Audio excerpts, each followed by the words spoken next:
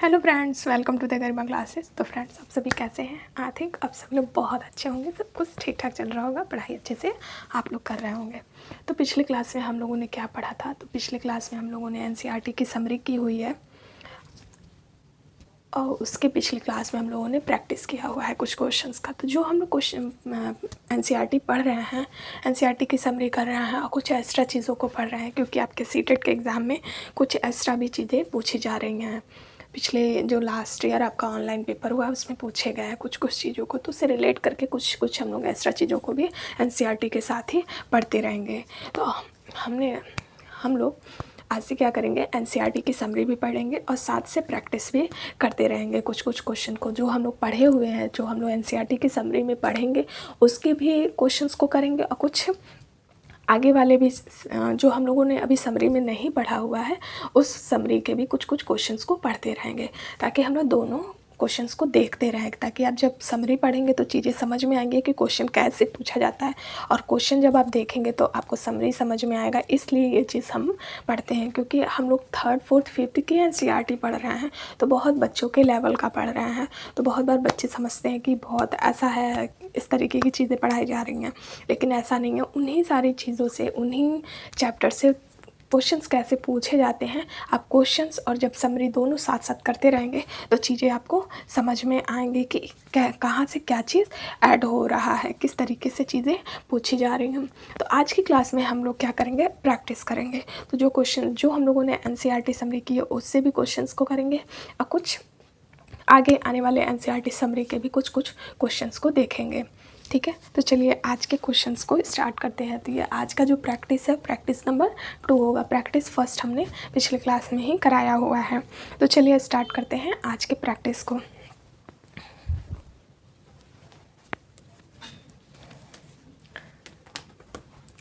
First question है आपका, जो शाकाहारी जंतु भोजन के लिए पेड़ पौधे पर निर्भर रहते हैं उसे हम क्या कहते हैं?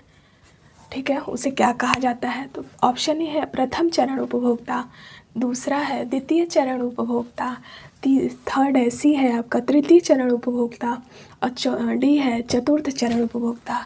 तो ये हम लोगों ने पढ़ा हुआ है। तो क्या कहा जाता है, शाकाहारी जंतु भोजन के लिए पेड़ पौधे पर निर्भर होते हैं। तो पेड़ पौधे पर निर्भर होते हैं, ये हम कैसे चेक कर सकते हैं? ये हम लोगों ने जो पिरामिड पढ़ा हुआ है, हम लोगों ने पिरामिड पढ़ा हुआ है। तो पिरामिड के बेस में क्या होता है, पिरामिड कितने टाइप के बनते हैं, कमेंट बॉक्स में आंसर करिएगा कि किस किस टाइप के पिरामिड आप देखते हैं। ठीक है, तो फर्स्ट में क्या होता है, प्रोड्यूसर होता है। सेकंड में आपका प्राइमरी कंज्यूमर। ठीक है, तो ये आपका पहला होगा, ये दूसरा, ये तीसरा, इस तरीके से। ये प्रोड्यूसर तो आपका हमेशा बेस में होता है, उसे काउंट नहीं करेंगे, उसे उपभोक्ता के रूप में नहीं देखेंगे, क्योंकि ये सारे उपभोक्ता हैं। आइए क्या है, उत्पादक है। सेकेंडरी कंज्यूमर, आइए टर्शरी कंज्यूमर। तो हरे पेड़ पौधे जो शाकाहारी जंतु भोजन के लिए किस पे डिपेंड होते हैं, मीन्स प्राइमरी कंज्यूमर किस पे है, प्रोड्यूसर पे है, उत्पादक पे है। तो ये कौन सा है, कौन सा स्टेज हो रहा है, प्राइमरी कंज्यूमर, प्रथम चरण उपभोक्ता। इसका राइट आंसर हो जाएगा ऑप्शन ए। दूसरी क्वेश्चन है, झूम खेती होती है। देखिए, ये हम लोगों ने नहीं पढ़ा हुआ है अभी क्वेश्चंस में, समरी में अपने जो भी क्लास हम लोगों ने समरी का किया हुआ है उसमें अभी तक हम लोगों ने ये नहीं पढ़ा हुआ है, लेकिन आगे आने वाले चैप्टर में हम लोग इसके बारे में पूरा डिटेल में पढ़ेंगे। अभी आप ये जानिए कि ये क्वेश्चन आपको ऐसे ही डायरेक्ट एग्जाम में पूछा जाता है, झूम खेती कहाँ होती है। तो झूम खेती आपका केरल, बिहार, तमिलनाडु, मेघालय, तो कहाँ पर होती है? तो आपका राइट आंसर हो जाएगा ऑप्शन सी, मेघालय में होती है। ठीक है, पर्यावरण की परिभाषा है, ए ऑप्शन है अबायोटिक एवं बायोटिक घटक, समुद्र तल के नीचे पृथ्वी पर वस्तुएं, चीज़ें जो हमें घेरती हैं, हो सकता है उपरोक्त में से कोई नहीं। तो राइट आंसर क्या होगा? अच्छा, ये तो बिल्कुल नहीं होगा। ठीक है, ये भी नहीं होगा। अब ये दोनों आंसर आपको डाउट कर रहा होगा कि हाँ, जो चीज़ें हमें घेरती हैं उसे ही तो पर्यावरण कहते हैं, लेकिन ऑप्शन में आपके सामने ये भी दिया हुआ है, अबायोटिक एवं बायोटिक घटक means non living and living things. तो पर्यावरण में जो हम लोग का एनवायरनमेंट है वो नॉन लिविंग एवं लिविंग थिंग्स दोनों चीज़ों से क्या हुई है, हमें घेरती है। हमारे आसपास जो भी चीज़ें हैं वो क्या है, पर्यावरण है। अगर ऑप्शन में आपका राइट आंसर यहाँ पे तो ए हो जाएगा, लेकिन अगर ऑप्शन में ये वाला लाइन ना देखें, बस लिख देता बायोटिक घटक या लिख देता अबायोटिक घटक, तो आपका ये गलत हो जाता है, क्योंकि इन दोनों चीज़ों से, नॉन लिविंग एंड लिविंग दोनों चीज़ों से हमारा पर्यावरण है।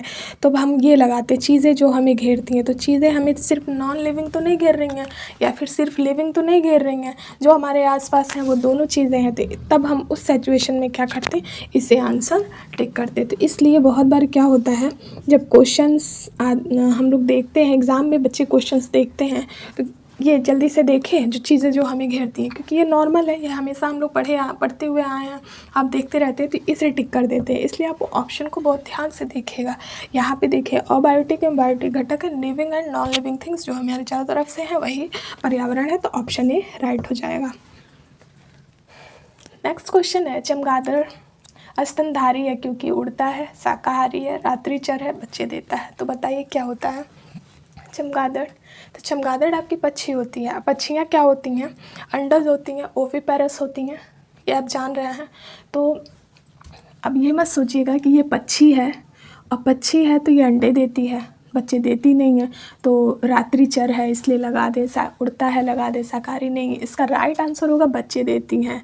ये क्या है, विविपेरस है, ये अपने जैसे बच्चे को जन्म देती हैं, मैमल्स में आते हैं ये एक्सेप्शनल है आपके पक्षी में। साथ पक्षियाँ क्या होती हैं, कुछ आपके एक्सेप्शनल है, जैसे क्रोकोडाइल में हमने बताया था कि उसमें हार्ट के बारे में बताया था, अगर आप लोगों ने पिछले क्लास में पढ़ा होगा तो उसे देखा होगा। तो इसी तरह से आपका चिड़िया में भी जो आपकी बर्ड्स हैं उसमें चमगादड़ तो आपका बर्ड है, लेकिन ये क्या है, स्तनधारी है, बच्चे देती है। ठीक है, तो इस चीज़ को याद रखिएगा। नेक्स्ट है आपका क्वेश्चन, नेक्स्ट क्वेश्चन है आपका, जब मोर सांप को खाता है, सांप कीड़े को खाता है और कीड़े हरे पौधे को खाते हैं, तो मोर का पोषण तल क्या होगा। अच्छा, इसका पिरामिड बना के हम लोग चेक करते हैं कि क्या होगा। जब मोर सांप को खाता है, सांप कीड़े को खाता है, कीड़े हरे पौधे को खाते हैं, तो मोर का पोषण तल क्या होगा। मीन्स उसका स्टेज पूछा हुआ है। तो ये आपका पिरामिड है। तो आप देखिए, इसमें पौधे की बात की गई है, सांप की बात की गई है, कीड़े की बात की गई है, मोर की बात की गई है, 4 चीज़ों की बात की गई है। तो आपका पौधा कहाँ होगा, पौधा हमेशा बेस में होता है पिरामिड के। तो ये आपका प्लांट हो गया। ठीक है, प्लांट को कौन खा रहा है, तो कीड़े खा रहे हैं, जैसा कि क्वेश्चन में दिया गया है। ठीक है, कीड़े को कौन खा रहा है, कीड़े को कौन खा रहा है, तो सांप खा रहा है, कीड़े मकोड़े जो भी हैं आपके, सांप खा रहा है। और सांप को कौन खा रहा है, मोर खा रहा है। ठीक है, तो देखिए ये प्लांट हो गया, आपका प्रोड्यूसर हो गया, ये फर्स्ट, ये सेकंड, ये थर्ड। तो इसमें ऑप्शन में दिया हुआ है प्राथमिक उपभोक्ता, प्राथमिक अपघटक, अंतिम अपघटक, खाद्य पिरामिड के शीर्ष पर। मीन्स पिरामिड के शीर्ष पे आपका कौन सा आ रहा है, मोर आ रहा है। तो राइट आंसर क्या हो जाएगा, ऑप्शन डी। राइट आंसर आपका खाद्य पिरामिड के शीर्ष पर, टॉप पर जो हो रहा है। अगर यहाँ पे तृतीयक उपभोक्ता भी लिख सकता था ऑप्शन में, तो जैसे भी दे आप उस चीज़ को समझ के करिएगा तो आंसर आपका सही होगा। देख रहे हैं कि किस तरीके से क्वेश्चन उसी खाद्य श्रृंखला को इसी तरीके से घुमा घुमा के पूछा जाता है।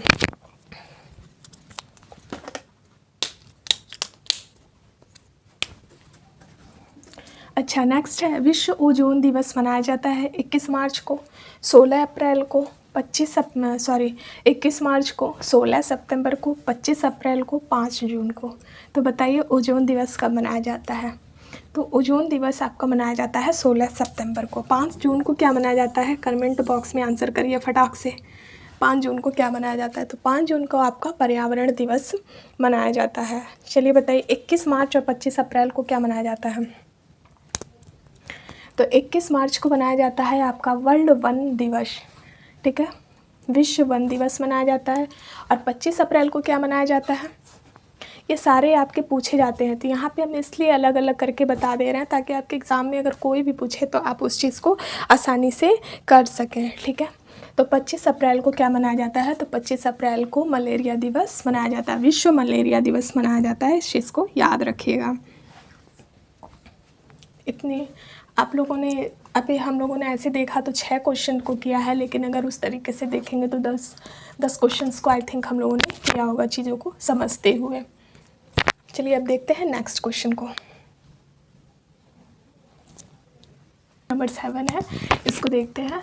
तो ये क्वेश्चन है, इसमें निम्नलिखित में से किस जानवर को किसान का मित्र कहा जाता है? ठीक है, फ्रेंड्स ऑफ फार्मर किसे कहा जाता है?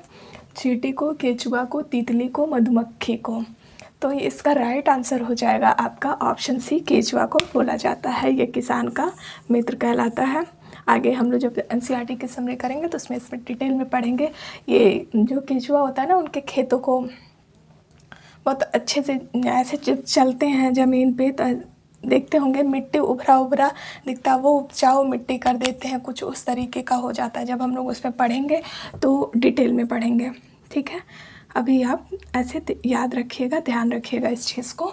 और क्या बोलते हैं, ये क्वेश्चन ऐसे डायरेक्ट आपका सीटेट में पूछा गया है। और जो भी क्वेश्चन हम लोग यहाँ पे कर रहे हैं वो पिछले सालों में कहीं ना कहीं किसी न किसी साल में ये क्वेश्चंस पूछे ही गए हैं, तो उन क्वेश्चंस को हम लोग कर रहे हैं।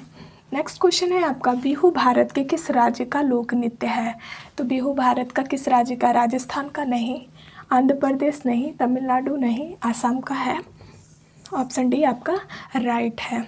अच्छा, लोक नृत्य कौन से कहाँ पे है ना, इसका हम एक लिस्ट में बता देंगे अगले क्लास में, या फिर अभी आगे बता देते हैं। प्रकाश संश्लेषण संपादित होता है सभी पौधों द्वारा, सभी जंतु एवं पौधों द्वारा, सभी हरे पौधे द्वारा, वायरस द्वारा।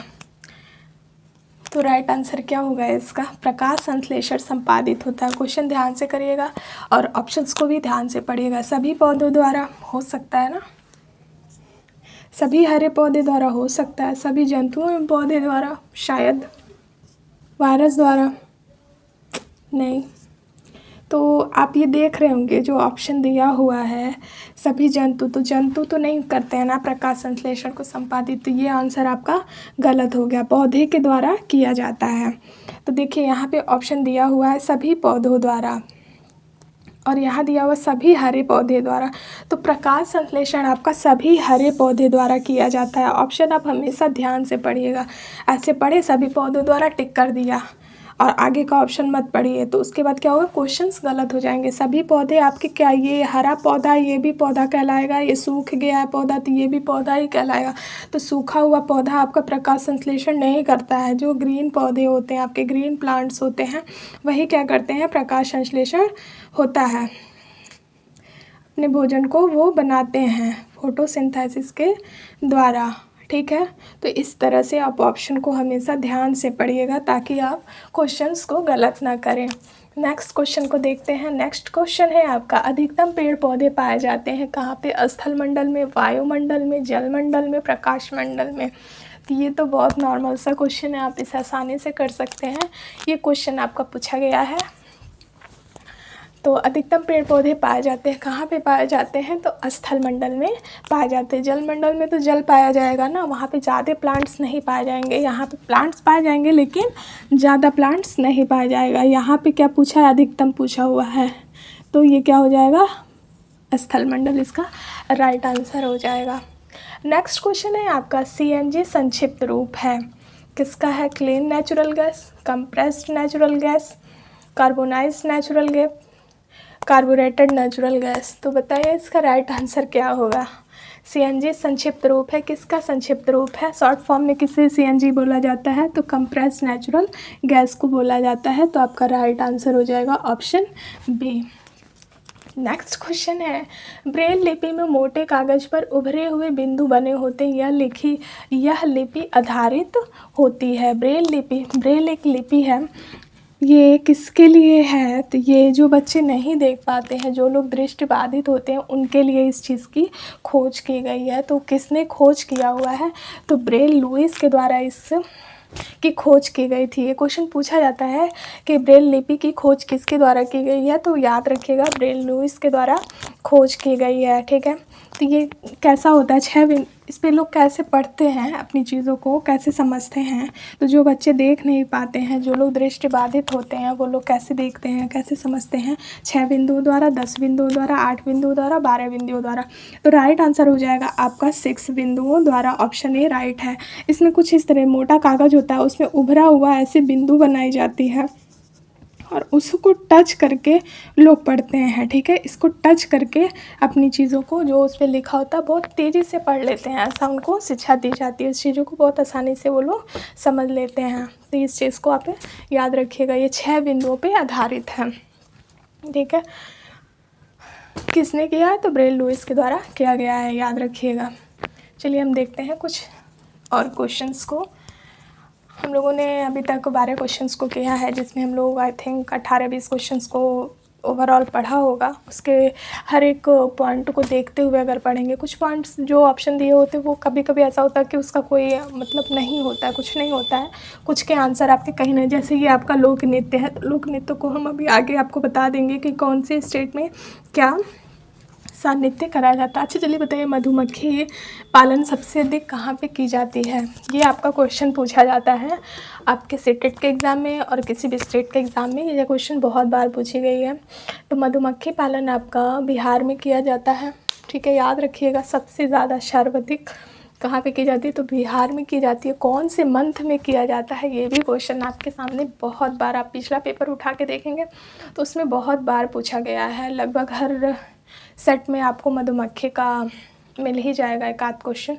तो अक्टूबर से दिसंबर के मंथ में इसका मधुमक्खी पालन किया जाता है बिहार में। ठीक है, कौन से स्टेट में, भारत के बिहार स्टेट में। ठीक है, आई थिंक आप लोगों को ये सारी चीज़ें समझ में आई होंगी। चलिए देखते हैं कुछ और क्वेश्चंस को। अब हम लोग नेक्स्ट क्वेश्चन को। नेक्स्ट क्वेश्चन क्या है आपका, निम्नलिखित पक्षियों में से कौन सी अपने गर्दन को काफ़ी हद तक घुमा सकती है। ठीक है, रोटेट कर देती है। कौन सी ऐसी पक्षी है जो अपनी गर्दन को लगभग 360 डिग्री, कह रहे हैं ना, कौन सी गर्दन को काफ़ी हद तक लगभग 360 डिग्री तक गर्दन को घुमा सकती है। ऐसे पक्षी के बारे में पूछा गया है। कौवा, मैना, कोयल, उल्लू। तो कौन सा वो पक्षी है, तो वो पक्षी आपका उल्लू है। राइट आंसर ऑप्शन सी हो जाएगा। उल्लू अपने गर्दन को लगभग क्या करते हैं, 360 डिग्री, लगभग 360 डिग्री तक रोटेट कर लेता है। ठीक है, अच्छा मैना की क्या क्वालिटी होती है, तो मैना की क्वालिटी होती है ना कि वो बहुत जल्दी लेफ़्ट राइट मतलब देख सकती है। फटाक से इधर गर्दन, फटाक से उधर, मतलब बहुत झटके से अपने गर्दन को हिलाती है इधर उधर, लेफ़्ट राइट। ओके, मैना के बारे में भी पूछा जाता है कि कौन सी ऐसी पक्षी है जो अपने गर्दन को बहुत झटके से इधर उधर करती है। तो उसका राइट आंसर हो जाएगा आपका मैना। अब कौन सा रोटेट करता है, तो रोटेट आपका उल्लू करता है। नेक्स्ट क्वेश्चन है, बिहार राज्य के लोगों के लिए मधुमक्खी पालन शुरू करने की सबसे अच्छी अवधि कौन सी होती है। अभी हम लोगों ने पढ़ा था, अभी हमने बताया था कुछ 1-2 क्वेश्चंस पहले ही हमने बताया था कि कौन से स्टेट में और कौन से टाइम पे किया जाता है। तो चलिए बताइए कौन से टाइम पे किया जाता है। यहाँ स्टेट तो बता ही रखा है बिहार राज्य के लोगों के लिए। तो आपका राइट आंसर इसमें क्या होगा, अप्रैल से जून, जुलाई से सितंबर, जनवरी से मार्च, अक्टूबर से दिसंबर। तो राइट आंसर इसका क्या हो जाएगा, राइट आंसर आपका हो जाएगा अक्टूबर से दिसंबर। अक्टूबर से दिसंबर तक के मंथ में मछली पालन किया जाता है। ठीक है, कहाँ पे, बिहार स्टेट में। स्टेट भी पूछता है, कभी स्टेट पूछ लेता है और कभी मंथ पूछ लेता है, तो ध्यान रखिएगा इस चीज़ को। नेक्स्ट क्वेश्चन है आपका, खेजड़े वृक्ष के बारे में सही कथन चुनिए। पहला है, यह वृक्ष मुख्यतः रेगिस्तानी क्षेत्र में पाया जाता है। अच्छा, खेजड़ी वृक्ष पाया कहाँ जाता है, खेजड़ी वृक्ष, आंसर करिए कमेंट बॉक्स में। सेकंड है, इसमें अधिक जल की आवश्यकता नहीं होती। थर्ड है, यह छायादार वृक्ष है जिसके नीचे बच्चे खेलना पसंद करते हैं। फोर्थ है, यह अपने तने में जल एकत्र करता है और लोग पतले पाइप लगाकर इसे पीते हैं। तो आंसर कौन सा सही होगा? 2 3 4, 1 3 4, 1 2 4, 1 2 3। तो सबसे पहले आप ये जानिए ना, खेजड़ी वृक्ष आपका राजस्थान में पाया जाता है, ठीक है।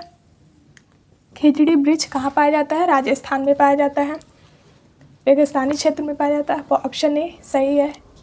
और जब रेगिस्तान में पाया जा रहा है तो मीन्स वहाँ उस पौधे को पानी की ज़्यादा ज़रूरत नहीं होगी, जैसे नॉर्मल पेड़ पौधों को ज़रूरत होती है। तो दूसरा ऑप्शन उस अकॉर्डिंग ठीक है ना, इसमें अधिक जल की आवश्यकता नहीं होती है। यह छायादार वृक्ष है जिसके नीचे बच्चे खेलना पसंद करते हैं। तो ये आपका जो 3 है ये सही है। चौथा है, यह अपने तने में जल एकत्र करता है और लोग पतले पाइप से इसे पीते हैं। ये पॉइंट सही है, लेकिन ये पॉइंट आपका खेजड़ी वृक्ष के लिए नहीं है, ये पॉइंट आपका किसके लिए है? ऑस्ट्रेलियन ओक, जो आपका ओक प्लांट है उसके लिए ये पॉइंट है।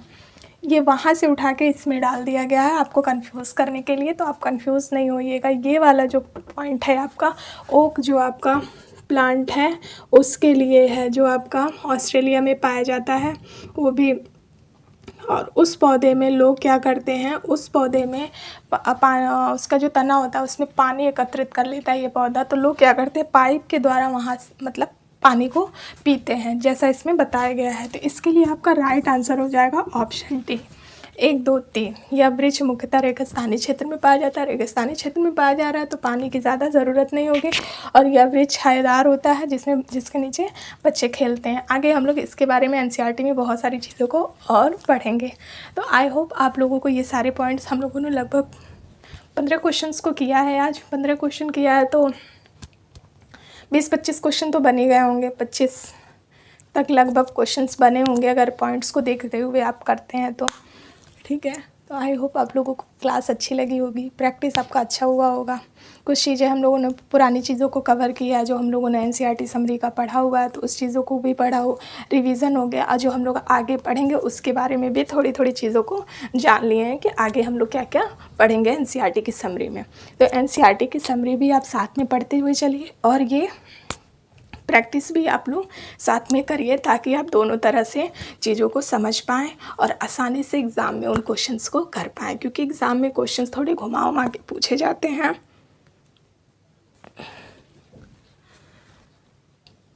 जो आपके लिए इजी होगा करना, अगर आप दोनों तरीके से पढ़ रहे हैं तो आप एग्ज़ाम में आसानी से क्वेश्चंस को सॉल्व करेंगे। और 30 में से 15 नंबर कंटेंट होता है, 15 नंबर आपका पेडागोजी होती है, तो 15 में आप आराम से 13-14 नंबर ला सकते हैं, क्योंकि सीधा सीधा ये कंटेंट ऐसे ही क्वेश्चन पूछा जाता है एग्ज़ाम में, जैसे यहाँ पे कराया जा रहा है। तो अगर आपको क्लास अच्छी लगी हो तो please like, subscribe, comment and share ज़रूर करें, और हम मोटिवेट हों ताकि आपके लिए और भी वीडियो प्रोवाइड करें, अच्छे अच्छे क्वेश्चंस आपके सामने लाएं, ताकि आप प्रैक्टिस अच्छे से कर पाएँ और आपका सीटेट में अच्छे मार्क्स आएँ। Thanks for the watching video, thank you.